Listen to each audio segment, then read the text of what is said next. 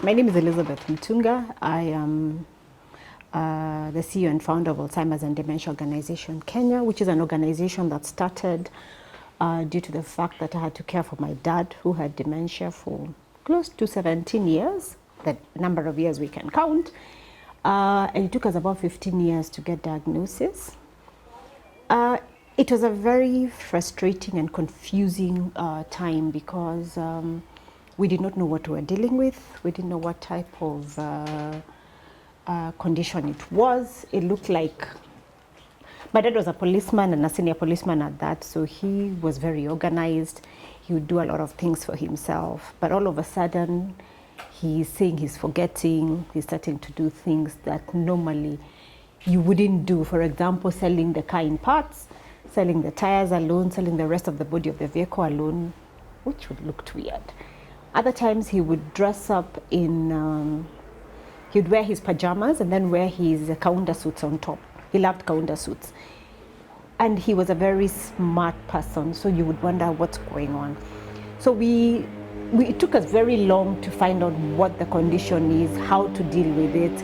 In the process, of course, there was a lot of fights in the house that, of course, would make you feel very frustrated. Other times he would wake up and tell you, oh, I'm not your father, go look for your father. I remember, like, on my wedding day, he told me, as I asked him to walk me down the aisle, he says, I'm not your dad, so you go look for your dad to walk you down the aisle.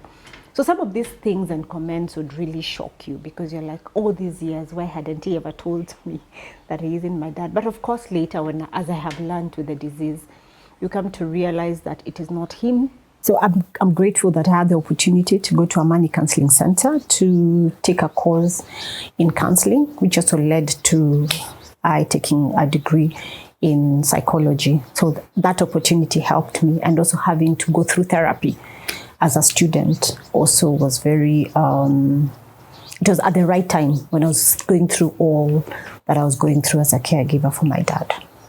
So now let's go back to that issue of mental. Now, when your dad started showing these signs of Alzheimer's disease, how did this affect you mentally? So one of the things, of course, like you as a normal human being, you start wondering what has happened to them, what is wrong with them, why aren't they doing things that they used to do for themselves? So of course you panic, you worry, you have episodes of depression because you're thinking, one, you're seeing the financial effect of the illness, so financially you're affected. Then you're also seeing that you go to see a doctor and the doctor is telling you there's no cure. So, and then you're thinking, okay, so now which way forward? If there's no cure, what am I going to do with him? How are we going to move forward? So that really was stressful because you don't know how to handle him. And then of course I'd said earlier that him not even knowing you as his child, fathers and daughters have a special bond. So now there he is telling you you're not his daughter. He doesn't know you. You've never been in his circles. So you start wondering, is it that he never loved me in the first place? And I remember it really bothered me because every time I would go for my own personal therapy, I would really talk about it. And I would think maybe it's because we had the fights before. And so now that's why his mind has wiped me off his mind. And so it took a while to actually start realizing actually it's not him being mean. And I remember one of the things that also helped me heal is that I went to hospital and he was in a coma and he was in ICU, and I walked in and I just felt I just needed to have this peace with him. And so I walked in and I told him, Baba, if all is well, if you need to rest, it is fine. But I want to let you know that I am at peace and I have stopped feeling that you don't love me. I have felt that because initially I was very angry. I spoke it out. I said what I felt. And but now I know you're not being mean. You're not just being difficult. And he squeezed my hand. So he had. So for me, that gave me peace. It gave me peace. At least I was able to deal now with all the other things and then also with the therapy that I was going through. But for me, just him squeezing my hand was like, yes, we've had a conversation about it. Yeah. Now, listen, let me ask you, this condition called Alzheimer's, we still have stigma and discrimination about it. Yeah. Did you encounter it with your father? From other people, yes. Those who knew that he had this condition? Yes, we did as a family actually go through stigma. It didn't help. My dad came from the Kamba community, and of course, the Kamba community is associated with it's called kamote or witchcraft and all that. So dad was a Christian all his life, but there was a time people would not come and knock our gate or come home because I'd say whatever he has, they could get. And so a lot of caregivers will also tell you their stories that they have stayed by themselves because with people not coming in to visit them, to sit with them, because people are scared. Because if they start talking about people who they knew when they were younger, and they're telling you about their dad, they're telling you about their mom. My mom is calling me, I need to go home. And they've gone back to the years when they were younger. That is worrying because you're thinking, are they talking to people who are already dead? So there was a lot of stigma associated with it. And then my dad also, because of the condition, sometimes he would go saying that he has not been fed, he has not eaten, we are not taking care of him. And there are people who believed what they were told, because who would not believe an older person who has said they have not been fed? So a lot of people would come and tell us, you're not taking care of your dad, you're being mean to your dad, you're not treating him well. And later is when we came to realize, oh, this is what he is saying. But you see, you cannot keep convincing everybody that actually he ate and forgot that he ate. So yes, there was a lot of that. And how were you able to overcome it? Like I said, therapy helped. Therapy was very helpful. And then having to start talking about my journey, just speaking out and telling people, hey, this is what I'm going through. As Elizabeth, this is what the challenges I'm facing. And so when you see dad saying 1, 2, 3, is not that he actually, it's a condition. So please also remember that everything is not true. There could be some things he remembers, but there are things that, according to his mind, where he is at that moment, he may say things that are also not true. So just trying to have people listen to you. Of course, not everybody will believe you, but for me, just speaking out. And then also the other way I also got a lot of help was helping another caregiver go through this journey. And that is why, for me, like I said, it took us 15 years to get a diagnosis.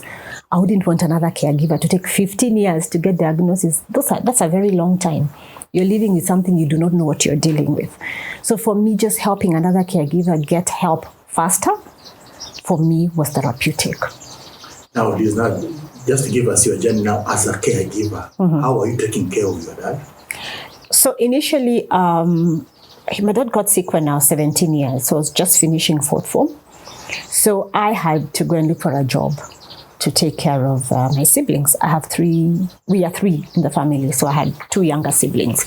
I being the firstborn, so my dad started showing signs when I was just clearing 4th form. Then he moved us from a 4-bedroom machonette house to a mabati house around the corner. And so he's, like I said, he started doing things that were not him. So I had to go and look for work. I had to educate my siblings. I had to be the breadwinner at home because my sister was joining Form 1. My dad was saying she can't join Form 1 because girls do not go to school. Girls are supposed to sit at home and wait to get married. That is what now his mind had told him, because he had gone back to the years before when that is what used to happen. So that, my life, of course, had to be put on hold because you have to go and educate your siblings. Of course, becoming the breadwinner. Of course, the mental challenges of just seeing things not working. I mean, as you're growing up, you have envisioned what you want to see your life to look like. And so all of a sudden, it's not going in that direction. So that was frustrating because, I mean, you're seeing people your age are enjoying life. And there you are as a caregiver and you're trying to figure out what shall people eat, and the little salary you have. It's not that I was being paid so much, but even it's God that I was able to educate them to, they finished high school and they went to do a course. God helped them leave the country. The sister who never almost went to high school now is a doctor. So I'm grateful. I was able to play my part. And then I was able to go back to school later and also become and get my papers. So yes, you feel frustrated, you feel it's lonely. It's a very lonely journey because a lot of people do not understand what you're talking about. Others, when you start talking about what you're going through, you're shunned. I mean, we're new day. That's old age. That's how they're supposed to behave. But it's not. We have people who are in their 90s who are still very present. So it was quite sad. And then the other thing with dementia or Alzheimer's disease is that you're saying goodbye to your loved one even before they have died. And when I say that is because when one faculty is shutting down, everything is shutting down. If they stop walking, they'll never walk again. If they stop eating, they'll never eat again. If they can't sit on the chair, they will never sit again. So they'll start lying on the bed. So everything is just shutting down and there's nothing you can do. Nothing. So you're just watching as your loved one is going. I mean, they're dying right before your eyes. So it's an emotional condition. You wish you could do something for them, but there's really nothing much you can do at that particular moment. So yeah. So what word of encouragement do you have for a caregiver or somebody who's taking care of somebody who has either dementia or Alzheimer's disease? Don't die alone. Talk to somebody else. Look for a support group. If I had found a support group, I remember because having done psychology, I knew there were different kind of support groups. I had an older sister who had cancer, so I knew there was a support group.